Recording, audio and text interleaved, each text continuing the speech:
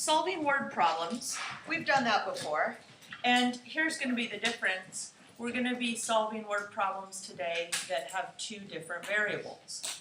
In the past, every time we've done word problems, I've said you can only have one variable, so we have to figure out a way to describe whatever the unknowns are using the same letter. Now that we've learned how to solve with two variables, this means anytime we have two variables, you must have two equations. So just like we've been doing these systems of equations. So yesterday you'd have two equations and you'd do the substitution method. That's going to be the same thing we're doing here. If you have two different variables, like an x and a y, the only way to solve it is to have two equations.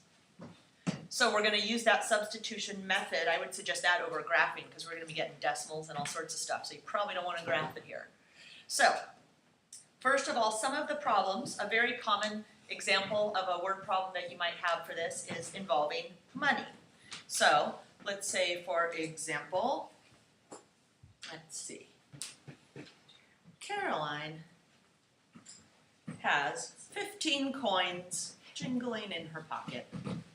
They are all dimes and quarters.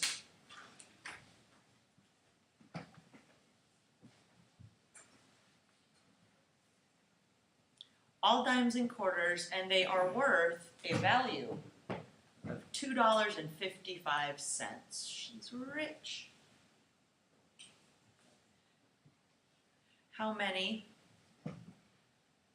of each coin does she have? You could try trial and error, just taking guesses until you come up with the right combination. But that's not what we're going to do. We're going to try to write some equations, and any equations that you have that are like money are going to work the same way. So she has 15 coins, all dimes and quarters, worth $2.55. How many of each coin does she have?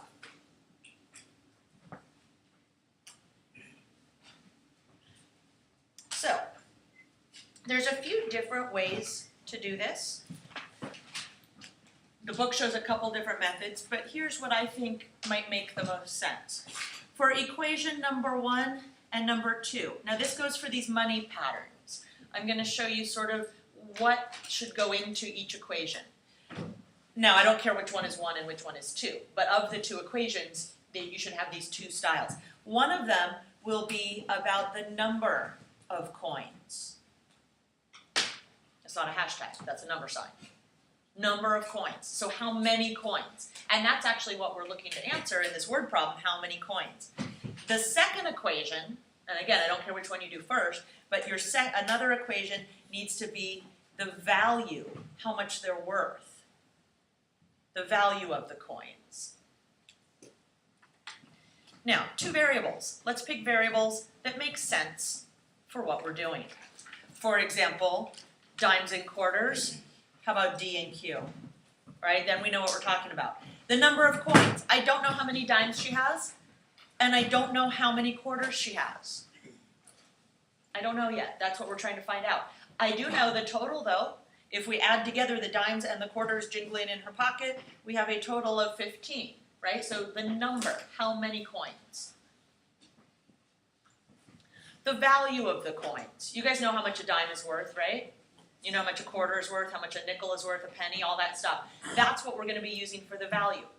Now, we don't know how many dimes yet. We're going to need to use the same variables that we used in the first equation. We need the same variables in the second equation. What's the value of 1 dime? Easy question, right? Luke? 10 cents. Let's do that as a decimal.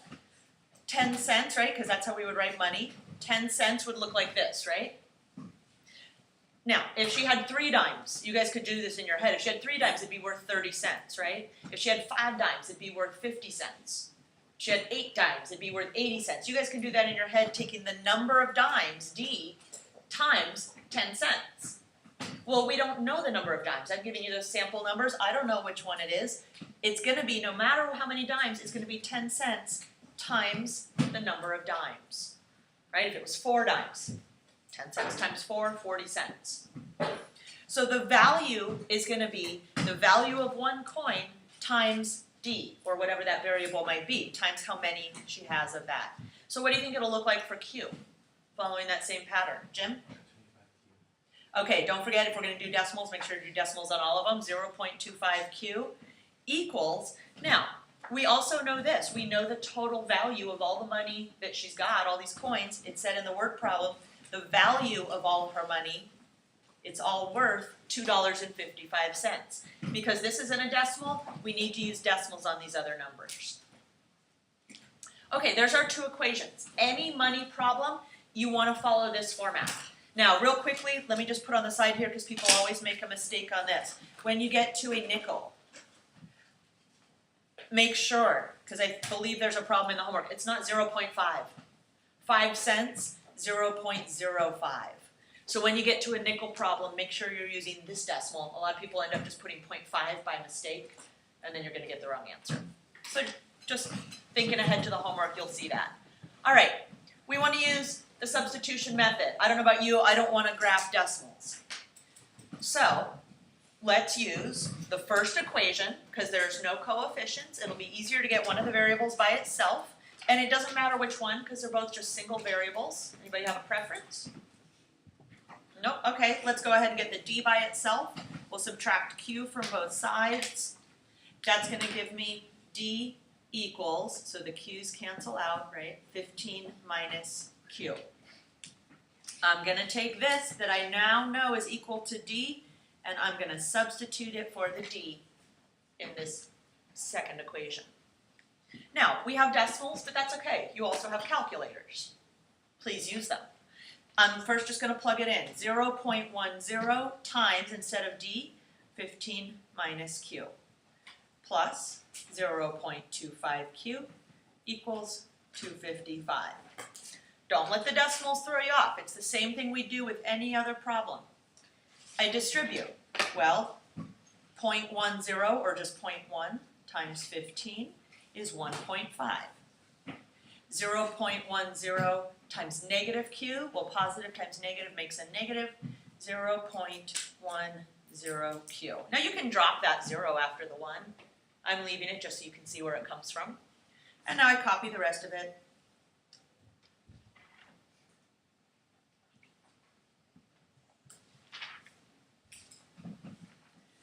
All right, combining like terms. I have q's on both on the left side. I'm just going to combine those like terms. Now first let me just copy my 1.5. That's not going to change. Think about what we would do if these weren't decimals. Let me just off to the side here. What if this didn't have decimals? What if it was negative 10q plus 25q? If I didn't have the decimals and I had this, what would I do with those numbers? To combine the like terms, if it wasn't decimals, negative 10q plus 25q, Luke, what would I do?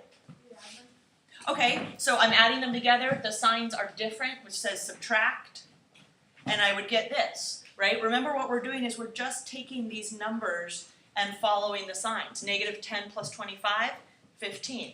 Well, that's what we're doing with these. They're decimals, but we're doing the same thing. Negative, now, the signs are different, so we subtract 0.25 minus 0.10 equals, and again, it's going to be positive because the sign, the bigger one is positive, so we keep that sign, 0.15q. So again, if you forget what to do, take the decimals out and see what you would do. Then put the decimals back in and do the same thing. Okay, I've combined my like terms. Next step, leave the q alone, undo the 1.5 by subtracting it.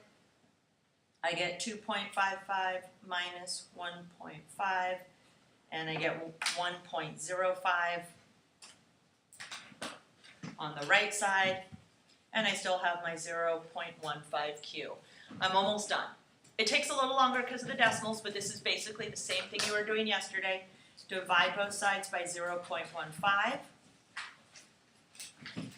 Now, what if you get a decimal? We're not going to here, but what if you got a decimal on this? Would that make sense? Is she going to have half a quarter in her pocket? No, she's not. If you get a decimal, you did it wrong. Q is the number of quarters. It can't be a decimal. You're not going to have a third of a quarter. So if it's a coin problem and you get a decimal, you did something wrong. You should get a whole number, whole coins. Now, 7 quarters. Okay, we take our Q, we need to find the D. If I come back up to this first equation, I could use that, or this one here might be even easier. D equals 15 minus Q. Let me just rewrite it down here so I can get it all in the same part. 7 is Q. So 15 minus 7. It looks like she has 8 dimes and 7 quarters. Let's see if that makes sense. She has 15 coins in her pocket. 8 plus 7, 15. Okay, they have a value of $2.55. What's the value of 7 quarters? If you figure that out, it's $1.75. 8 dimes, 80 cents. Does that add up to $2.55? It does. So you can always check to see, is it the right number of coins and is it the right amount of money? So just be careful with the decimals. It's going to make it seem a lot harder, but it's really just one little extra detail to pay attention to. You follow the exact same steps as yesterday. Now, you will have some money problems like that, but let me show you one more that won't take as long, I promise. It won't have decimals.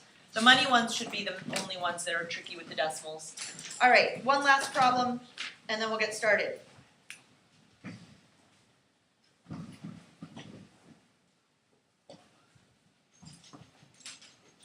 Brian and Jim together have $60.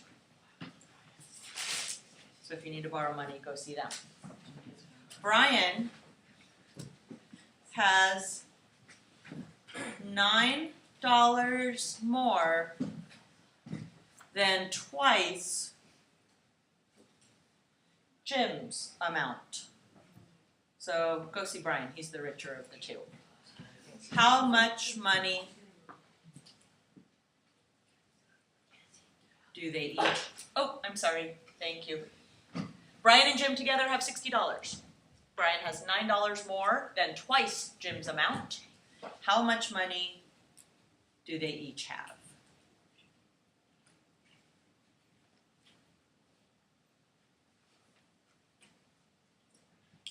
And again, we're going to need 2 equations, 2 variables.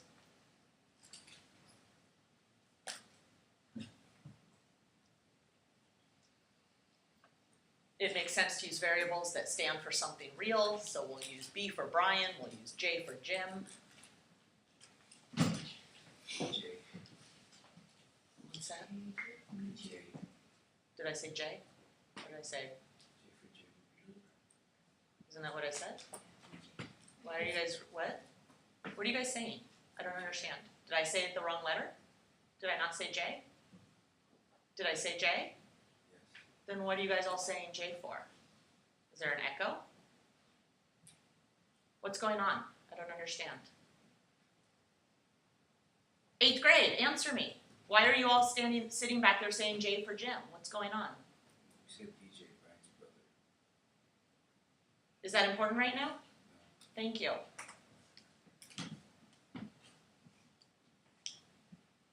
In case you hadn't noticed, this isn't easy. How about we focus on the task at hand rather than shouting out random stuff in the back of the classroom that has nothing to do with math whatsoever.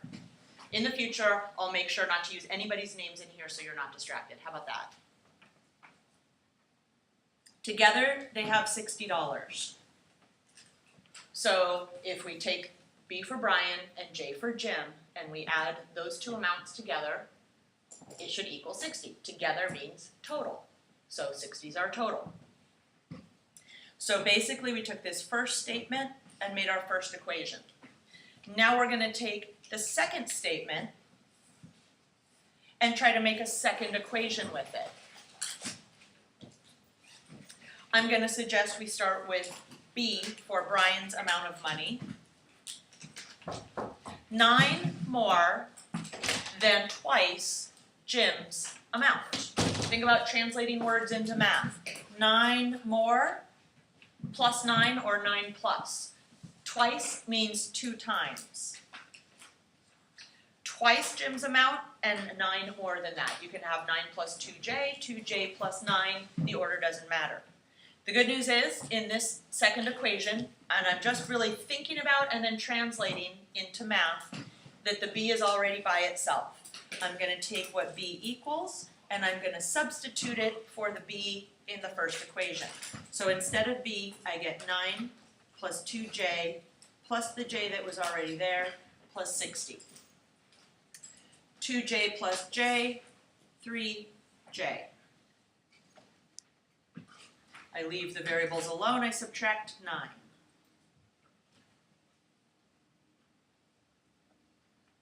Three j equals 51. I divide both sides by 3. J equals 17.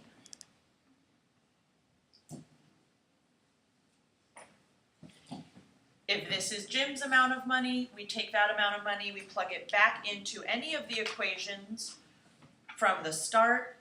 I'm gonna go ahead and take it up to this second equation where the b is already by itself. You can plug it into the first one too, it doesn't matter which one. I'm gonna do this one because the b is already by itself. B equals 9 plus 2 times 17. 2 times 17, 34, following PEMDAS. 34 plus 9, 43. Check your work and see if it makes sense. First of all, 9 more than 2 times Jim's amount. Twice Jim's amount would be 34, 9 more than that is 43. That part works. Together they have 60. If I add these two amounts, does it equal 60? It does. So now I know that I have the correct answers. This could have ended up with decimals because it's money, but luckily it didn't, so it was a lot faster. The money problems will take longer because of the decimals, okay? But they get solved in the same way. So in some of them, you're going to need to think about how to translate those words into an equation.